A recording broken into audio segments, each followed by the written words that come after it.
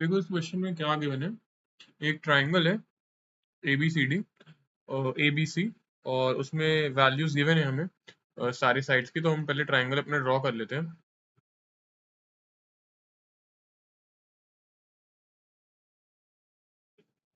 जो अपना ट्राइंगल हो गया ए बी और सी। अब वैल्यूज क्या गिवन है, ए बी 7 सेंटीमीटर है, बी सी 10 सेंटीमीटर है और ए सी की वैल्यू 8 है।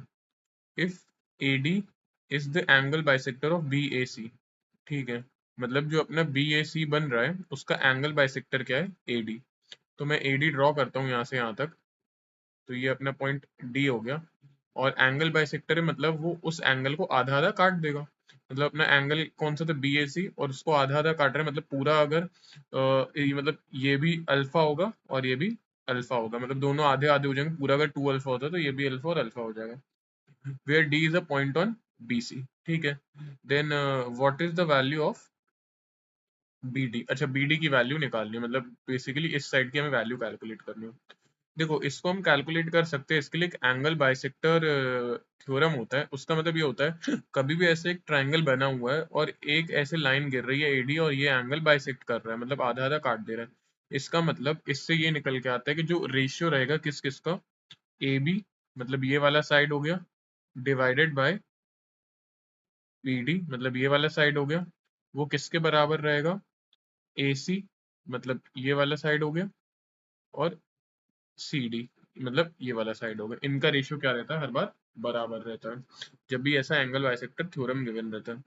ठीक है, तो ए बी की वैल्यू हमें गिवन है 7 है, बी डी हमें नहीं पता कितना है, ए सी कितना गिवन है, ए सी 8 है, और सी डी हमें नहीं पता कि सी डी कितना है। तो अगर हम यहाँ से सॉल्व करना चाहें तो हमें क्या मिलेगा कि 7 C D is equals to 8 B D जब मैं क्रॉस मल्टीप्लाई कर दूंगा।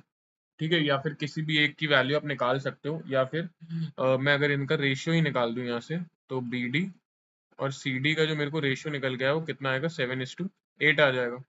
अब पूछा क्या गया था, मुझे बी डी की वैल्यू कैलकुलेट करनी है। ठीक है, बी डी, अब बी डी आ कितना रहा है, टोटल एक्चुअल में है कितना, 10 है। उसमें से बी डी कितना है, इंटू 7, और टोटल कितना था, 15। तो 5 3 ज़ा 15, 5 2 ज़ा 10, मतलब 14 डिवाइडेड बाय 3। मतलब ऑप्शन नंबर हो जाएगा इसका डी।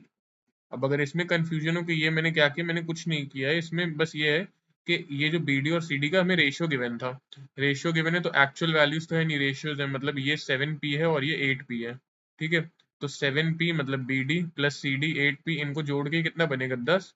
तो ये कितना आ जाएगा, 15p इज इक्वल्स टू 10, और p की वैल्यू आ जाएगी 10/15, जो हो जाता है 2/3।